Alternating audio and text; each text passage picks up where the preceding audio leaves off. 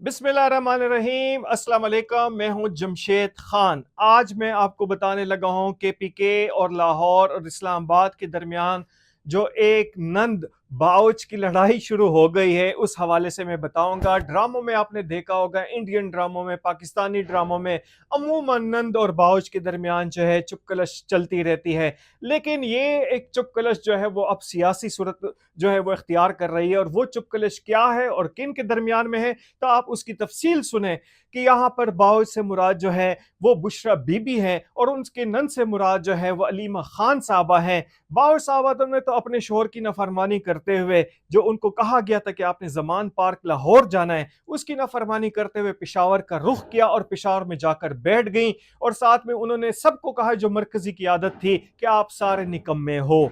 क्या कहा? ये रिकॉर्ड पे बात है कि उन्होंने कहा कि आप सारे निकम्मे हो।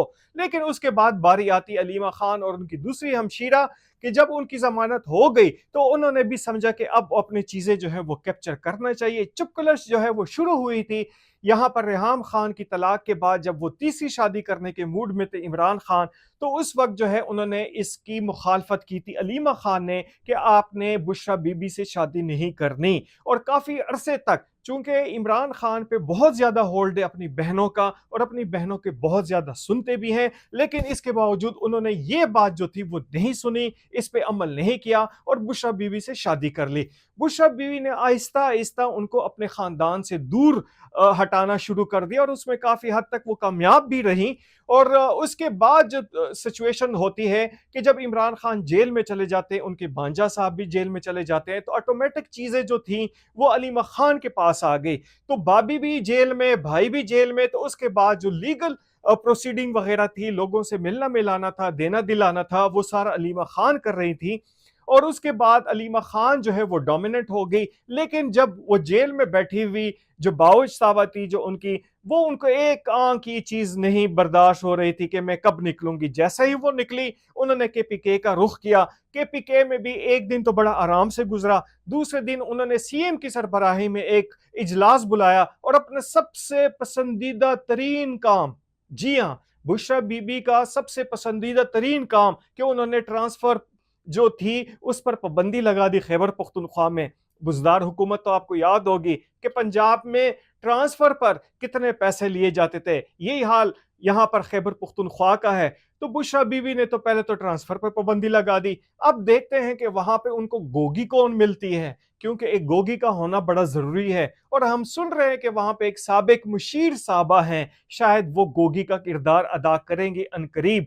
उसके साथ साथ जो दूसरी बात कि यहाँ पे लोग अमन अमान के सताए हुए हैं, यहाँ रोजाना लाशें उठाई जा रही हैं, यहाँ सिक्योरिटी फोर्सेस पे हमले किए जा रहे हैं, इसके बावजूद कि यहाँ पर सीटीडी के पास, पुलिस के पास बुलेट प्रूफ जैकेट्स नहीं है, यहाँ पर उनके पास वेपन नहीं है, जनाब साहबा ने सीएम को कहलवाकर लाहौर के ये लाहौर बार के वकुला को 3 करोड़ रुपए दान कर दिए। जी हाँ, 3 करोड़ रुपए उस सूबे ने दान कर दिए, जो खुद अरबों रुपए का कर्जदार है, जो मुख्तलिफ किस्म के मसाइल का शिकार है।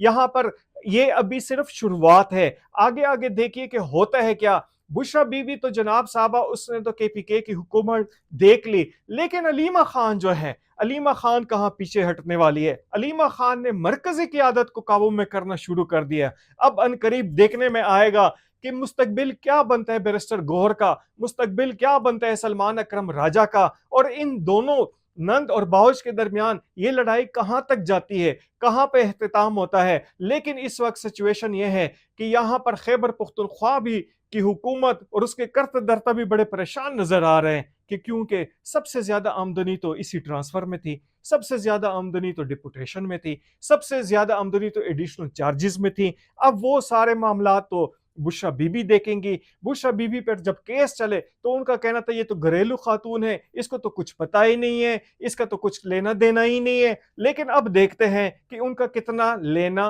और देना लोगों के साथ होता है।